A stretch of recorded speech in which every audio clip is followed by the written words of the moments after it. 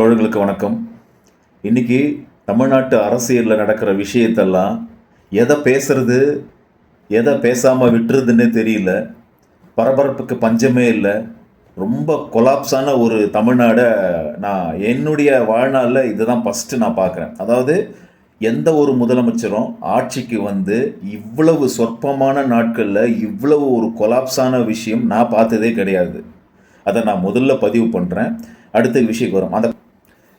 விஷயத்துக்கு வரும். இப்போது ஒரு ரெண்டு முக்கியமான விஷயம். ஒன்று டிஎம்கே விசிகே இதனுடைய பிளவு, அந்த பிளவின் மூலமாக வந்த சர்ச்சை, அந்த சர்ச்சையின் மூலம் வந்த ஒரு அரசியல் மாற்றங்கள், இதெல்லாம் பற்றி கொஞ்ச நேரம் பார்க்கலாம்.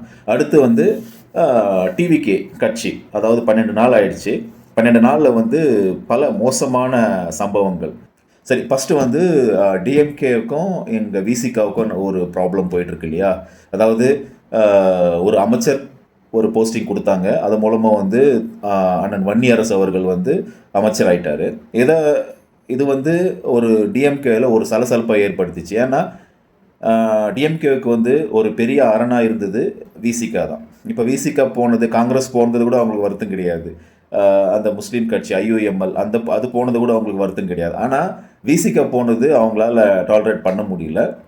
இதனால் ராசா வந்து ஒரு ட்விட்டரில் வந்து ஒரு பதிவு ஒன்று போடுறாரு. அது ரொம்ப ஒரு மாதிரியான முகம் சுளிக்கிற அளவுக்கு இருந்துச்சு. அவர் வந்து எனக்கு இந்த விஷயத்தில் வந்து கொஞ்சம் முகம் சுழிக்கிற அளவுக்கு பண்ணிட்டாரு. அது அவர் வருந்தி தான் அவர் கோபத்தில் பண்ணியிருக்கிறாருன்னு நினைக்கிறேன். அது உடனே அவர் வந்து ரியலைஸ் பண்ணி அந்த ட்விட்டருடைய பதிவை நீக்கிட்டாரு. அதுக்கும் வந்து வேறு மாதிரியான ஒரு அர்த்தம் படுற மாதிரி சொல்லியிருக்கிறாரு.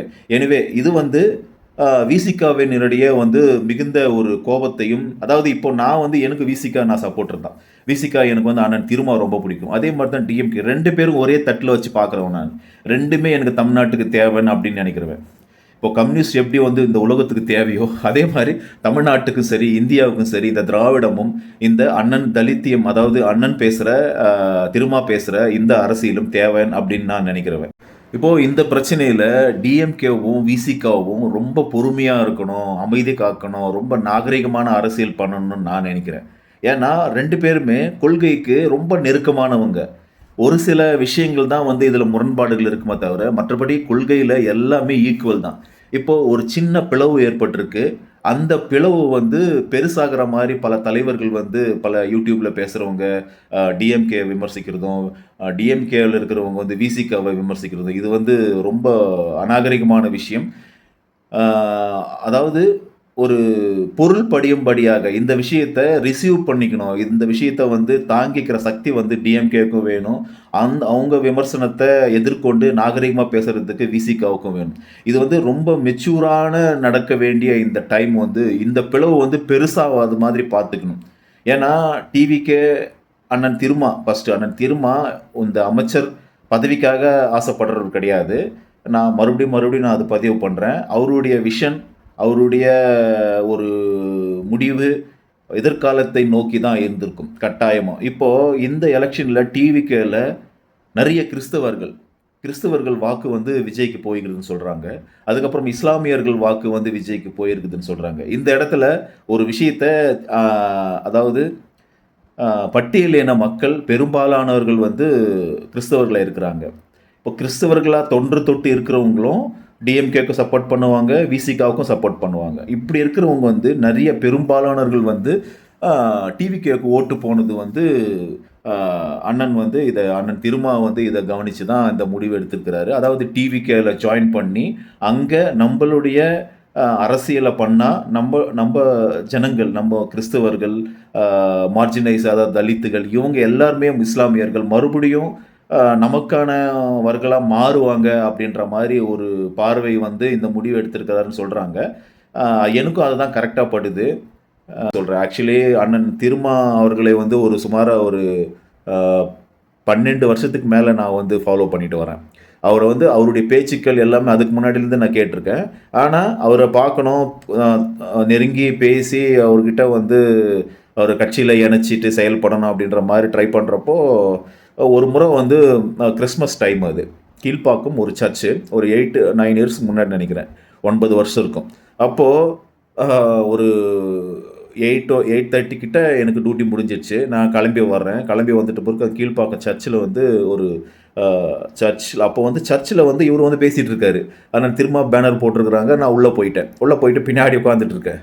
பின்னாடி உட்காந்துட்டு இருந்தேன். அப்போது அதாவது கிறிஸ்மஸ் அந்த ஸ்பீச் ஒன்று கொடுத்தாரு. அந்த ஸ்பீச் வந்து எனக்கு இன்னும் ஞாபகம் இருக்குது. அதாவது அவர் என்ன சொல்ல வர்றாருன்னா, ஒரு மனிதனுக்கும் ஒரு ஐடியாலஜி இருக்குது. அதாவது அவன் வந்து இந்த அரசியலில் வர்றானோ இல்லையோ, அவனுக்குன்றது ஒரு ஐடியாலஜி அவனை வந்து ஃபாலோ பண்ணிக்கிட்டே இருக்கும். அவனும் வந்து அந்த ஐடியாலஜி பின்னாடி தான் நடந்துட்டு இருப்பான் அவனுக்கே தெரியாமல். அப்போது அந்த ஐடியாலஜி வந்து எப்படி வழி நடத்துது, அதோட ஜீசஸை வந்து கனெக்ட் பண்ணிவிட்டு அப்படியெல்லாம் சூப்பராக இருந்தது. அது பேசி முடிச்சுட்டு அவர்கிட்ட போயிட்டு அப்போது பழைய ஃபோனு சாம்சங் ஏதோ வச்சுட்டு இருந்தேன்னு நினைக்கிறேன். ஒரு செல்ஃபி எடுக்கணும், அவர்கிட்ட பேசுகிறேன்னு நினைக்கிறப்போ கொஞ்சம் கூச்சமாக இருந்துச்சு. அதாவது கூட இருக்கிறவங்க என்ன நினைப்பாங்களோ, திடீர்னு எப்படி பேசுறது, இந்த மாதிரி விஷயத்தினால தயங்கி நின்றுட்டு இருந்தான். அந்த நேரத்தில் அண்ணன் திருமா அவர்களை பார்க்கும்போது ஒரு விஷயம் நான் புரிஞ்சுக்கினேன். எவ்வளோ பொறுமைன்னா அவ்வளோ பொறுமை. அங்கே இருக்கிற ஒரு 200 பேர் 300 பேர் இருப்பாங்க. எல்லாருமே ஏழைகள் தான். அவ்வளோ பெரிய சர்ச்சாக இருந்தாலும் கட்டிடம் மட்டும்தான் பெரியசு பிரம்மாண்டமாக இருக்குது.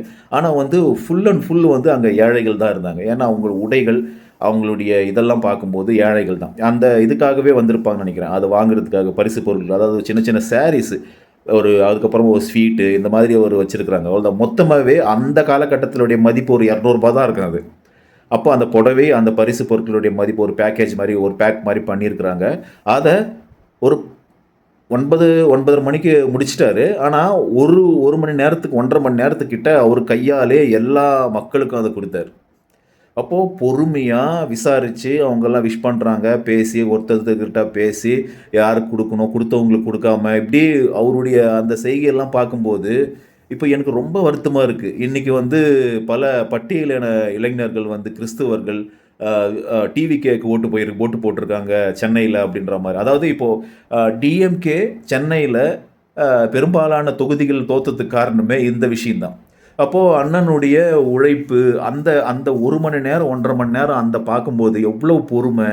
அப்போது ஒரு லீடருக்கு நம்ம என்ன மாதிரியான மதிப்பு கொடுக்குறோம் இங்கே இந்தியாவில், தமிழ்நாட்டில்? ஒரு பட்டியலினத்த மக்கள், கிறிஸ்துவர்கள் என்ன அரசியல் புரிதலோடு நம்ம ஓட்டு போட்டிருக்கோம்?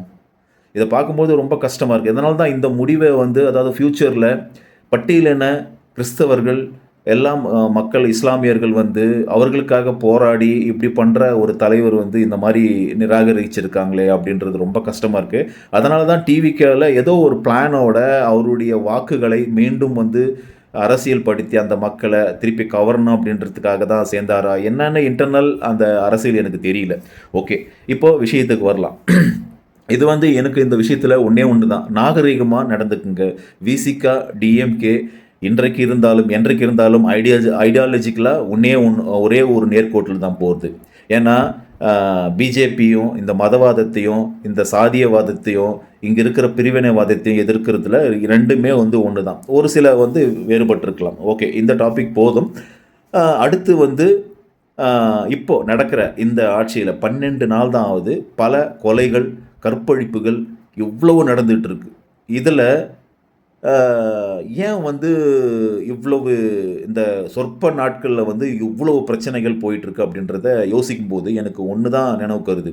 அதாவது அதிகாரிகள் வந்து இப்போ எப்படின்னா, இப்போ நான் ஒரு அதிகாரின்னு வச்சிங்களேன். இப்போ நான் ஏதோ ஒரு அரசு அலுவலகத்தில் வேலை செய்கிறேன். இப்போது அந்த கவர்மெண்ட் சம்மந்தப்பட்ட வேலையில் வேலை செய்கிறேன்னு சொன்னால், அப்போது எனக்கு வந்து இன்றைக்கி நான் டியூட்டிக்கு போகிறேன்.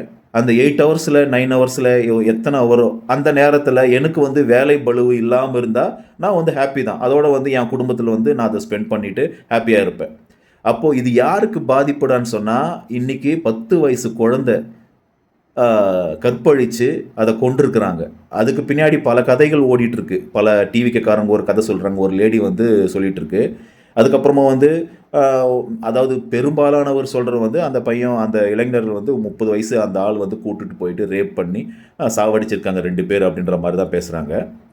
இப்போது இந்த விஷயத்தில் வந்து என்ன பிரச்சனைன்னா, என்னை பொறுத்த வரைக்கும் அந்த அதிகாரிகள் வந்து அரசுக்கு வந்து சரியாக வந்து கனெக்ட் ஆகலை.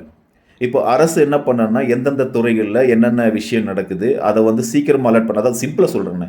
இப்போ அந்த பொண்ணு அந்த பையன் வந்து அந்த ஆள் வந்து கூட்டிட்டு போகிறான். அப்போது காவல்துறை அந்த அதிகாரிகள் வந்து அலர்ட்டாக இருந்திருந்தா, இப்போ அந்த தெருவில்லையோ அப்போது யாரோ ஒருத்தர் இருந்திருந்தா, பாதுகாப்பு இருந்திருந்தா, இந்த பையன் இவன் வந்து இந்த ஆள் வந்து கூட்டிட்டு போகிறப்ப பார்த்துருக்கலாம். அப்போது மேல் மட்டத்திலேருந்து அதிகாரிகள் அரசுக்கு வந்து டிஸ்கனெக்ட் ஆகிருக்கிறாங்களோ இந்த புதிய அமைச்சர்கள், அதாவது நான் ஏற்கனவே சொன்னேன் இல்லையா, ஒரு அதிகாரிக்கு வேலை பளு கம்மியாக இருந்ததுன்னா அவன் வந்து குடும்பத்தோடு என்ஜாய் பண்ணுவான். அப்போது அடுத்த நாள் பார்த்துக்கலாம் அந்த விஷயத்தை அப்படின்ற மாதிரி அவனுக்கு வந்து அந்த அதிகாரிக்கு வந்து கரெக்டாக மாதமானால் லட்சக்கணக்கில் சம்பளம் வந்துடும். அவன் குடும்பத்தோட சந்தோஷமாக இருக்க போகிறான். இப்போ முதலமைச்சருக்கும் அமைச்சர்களுக்கும் தான் இது வந்து தலைவலி. இப்போ இந்த மாதிரி நடந்துச்சு. நடந்த பிறகு முதலமைச்சர் எப்படி ரியாக்ட் பண்ணுறாரு பாருங்க. கேள்வி கேட்கறதுக்கு வந்து பத்திரிகையாளர் வந்து அப்படி சூழ்கிறாங்க. ஆனாலும் ஒரு பதிலே சொல்ல முடியாத தெரிச்சு ஓடுறது. இப்போ தெரின்னு சொல்லிட்டு இந்த படத்துங்களெல்லாம் பின்னாடி மாசாக வந்து ரீல்ஸ் போட்டுட்டு இருந்தாங்க. இப்போ அவருக்கு வந்து பேக்ரவுண்ட் மியூசிக்கோட அந்த மாதிரி அந்த பாட்டு போட்டு ஓட விடுறாங்க. இதுதான் நடந்துட்டுருக்கு. இப்போ நான் புரிஞ்சுக்கிற ஒரு விஷயம் இதுதான். அப்போது இதுக்கு முன்னாடி டிஎம்கே ஆட்சியில் நடந்துச்சு இல்லையா, அப்போது அதை காட்டியில் அதிகமாக தெரியுது. அப்போது அவங்க கனெக்டடாக இருந்தே பல பிரச்சனைகள் நடந்துச்சு. இப்போது இந்த மாதிரி ஒரு துண்டிப்பு டிஸ்கனெக்ட் ஆகிருக்கு. கவர்மெண்ட்டுக்கும் அதிகாரிகளுக்கும் இப்போ வந்து கனெக்ஷன் வந்து கட் ஆகிருக்கிற மாதிரி தான் தெரியுது எனக்கு. 12 நாளில் 50 கொலைகள் நடந்திருக்கு. இப்போ அந்த 12 போடுங்க, மாதத்துக்கு எத்தனை கொலைகள் போடுங்க, அப்போ வருஷத்துக்கு எவ்வளோ ஒன்று ஒரு கிரைமை யோசித்து பாருங்கள். அப்போது டிஎம்கே ஆட்சியில் முதல் வருஷத்தில் ஸ்டாலின் அவர்கள் பொறுப்பேற்றப்போ எத்தனை கொலைகள் நடந்தது, எத்தனை கற்பழிப்புகள் நடந்தது அப்படின்னு கணக்கு போடுங்க. இப்போது விஜய் வந்ததுக்கப்புறமா என்ன மாதிரியான விஷயம் நடந்ததுன்னு பாருங்கள். அதாவது டிவிகே ரசிகர்களை வந்து பல வகையாக பிரிக்கலாம். இன்னும் கூட சில பேர் நம்பிட்டு இருப்பாங்க இவர் ஹீரோ, அந்த பொண்ணை வந்து கையை பிடிச்சி அவன் கூப்பிட்டுட்டு போகிறப்போ விஜய் வந்து அங்கே இறங்கி வந்து ஃபைட் பண்ணி அவனை வந்து சாவடித்து ஏதோ துப்பாக்கியில் சுட்டு ஏதோ ஒன்று பண்ணியிருப்பார் அப்படின்ற மாதிரி திங்க் பண்ணணுங்க. இப்போ வந்து ஏமாந்து போயிருப்பாங்க. ஒரு சிலர் என்னடான்னு சொன்னால் விஜய் வந்து இதெல்லாம் எப்படி பண்ண முடியும், அவர் வந்து கொஞ்ச நாளுக்கு வந்து செட்டில் ஆகணும் இல்லை, இப்போ தானே வந்திருக்கிறாரு அப்படின்னு ஒரு சில பேர் உருட்டுறாங்க. ஒரு சிலர் என்னன்னா ஃபுல்லாகவே பொய் செய்திகளை பரப்பிட்டுருக்கு. 10 வயது சிறுமி வந்து இறந்துட்டாங்கன்னு அப்படின்னு நிருபர்கள் வந்து ரொம்ப பொலைட்டாக கேட்குறாங்க கேள்வி. அதுக்கு என்ன சொல்கிறாங்கன்னா இவங்க இப்போ வந்து அட்மினிஸ்ட்ரேஷனை பற்றி பேசிகிட்டு இருக்கோம், இப்போ இந்த விஷயம் எதுக்கு அப்படின்ற மாதிரி கேட்குறாங்க. என்னம்மா இது, இப்படியெல்லாமா யோசிப்பீங்க? அதாவது ஒரு 10 வயது சிறுமி வந்து உங்களுடைய தலைமையில் இருக்கிற ஆட்சியில் நடந்த ஒரு அவலத்தை பற்றி பத்திரிகையாளர் கேட்குறாங்க. நீங்கள் ஒரு பெண்ன்றதால உங்களுக்கு அது நல்லா கனெக்ட் ஆகிருக்கும் அப்படின்றதுனால கேட்குறாங்க. அப்போது நீங்கள் எவ்வளவு ஒரு பெண்ணாக இருந்து அந்த விஷயத்தை அதாவது இதுக்கு முன்னாடி அவங்க கத்துறாங்க. அந்த வீடியோவெல்லாம் நீங்கள் பார்த்தீங்களான்னா அதாவது என்ன சொல்கிறதுன்னு தெரில, அது எந்த வகையான ஒரு எமோஷனே புரியல. ரொம்ப ஆர்டிஃபிஷியலாக அந்த கத்தி எமோஷனலாக உருவாக்கி ஒரு டேக் ஆக்ஷன் அப்படின்னு சொன்னால் இந்த இதை வந்து முடிக்கணும். அதாவது விஜய் தான் வந்து ஸ்கிரிப்டுக்கு வந்து பேசிட்டு போனாரா, இல்லை எல்லாருக்குமே ஸ்கிரிப்ட் வந்து கொடுத்தாங்களான்னு எனக்கு புரியல. ஒரு சிலருக்கு முக்கியமான இந்த மாதிரியான நபர்களுக்கு, அதாவது அமைச்சராக இருக்கிறாங்க இல்லையா, எல்லாரும் அமைச்சராக இருக்கணுங்க எல்லாமே ஸ்கிரிப்டாக தான் இருக்குன்னு நினைக்கிறேன். ஏன்னா அவங்க அந்த கத்தனதை நீங்கள் பார்க்கணும். அப்போது இவ்வளோ எமோஷ்னலாக பேசினவங்க இப்போ வந்து பல்ல காட்டிகிட்டு இருக்காங்க. என்னம்மா நடிப்பு இதெல்லாம்? அதாவது மோடியே தோற்றுருவார் உங்ககிட்ட. அப்போது இந்த ஒரு 10 வயசு சிறுமி வந்து இந்த அளவுக்கு கொடூரமாக கொலை பண்ணப்பட்டிருக்கிறாங்க. ஆனால் அந்த விஷயத்தில் உங்களுக்கு வந்து பல்ல காட்டுற அந்த சிரிப்பு எங்கே வரும் உங்களுக்கு? இன்னும் நிறைய இருக்குது இந்த மாதிரியான இந்த டிவிக்கனுடைய அவலங்கள். சரிங்க, வீடியோவை முடிக்கலாம். ஆக்சுவலி டிஎம்கே இது வந்து ஒரு கடுமையான ஒரு சோதனையான காலம்தான். ஆனாலும் டிஎம்கே வந்து யார் இல்லைன்னாலும் அவங்க அரசியல் பண்ணுவாங்க. அவங்களுக்கு அவ்வளோ தெம்பு இருக்குது. அது வந்து மாற்று கருத்தே கிடையாது. வரும் காலத்தில் வந்து அவங்க தன்னுடைய நல்ல ஒரு போராட்ட குணத்தை வெளிப்படுத்தி அவங்க தமிழக மக்களை மறுபடியும் கவர்ந்து அவங்க ஆட்சியில் வருவாங்க. அடுத்து விசிகாவுக்கு நான் சொல்ல வர்ற விஷயம்னா, தயவுசெய்து ஒரு சமூக வலைதளத்தில் கொஞ்சம் எச்சரிக்கையோடு ரொம்ப கவனமாக நாகரிகமாக செயல்படணும்னு சொல்கிறேன். டிவிகேவுக்கு ஒன்றும் சொல்கிறதுக்கு இல்லை. போக போக அவங்க வந்து இன்னும் நிறைய எக்ஸ்போஸ் ஆவாங்க அப்படின்றது தான் நான் எதிர்பார்க்குறேன். ஏன்னா உள்ள சரக்கே இல்லை. சரக்கு இல்லாத ஒன்றுமே பண்ண முடியாது. நன்றி, வணக்கம்.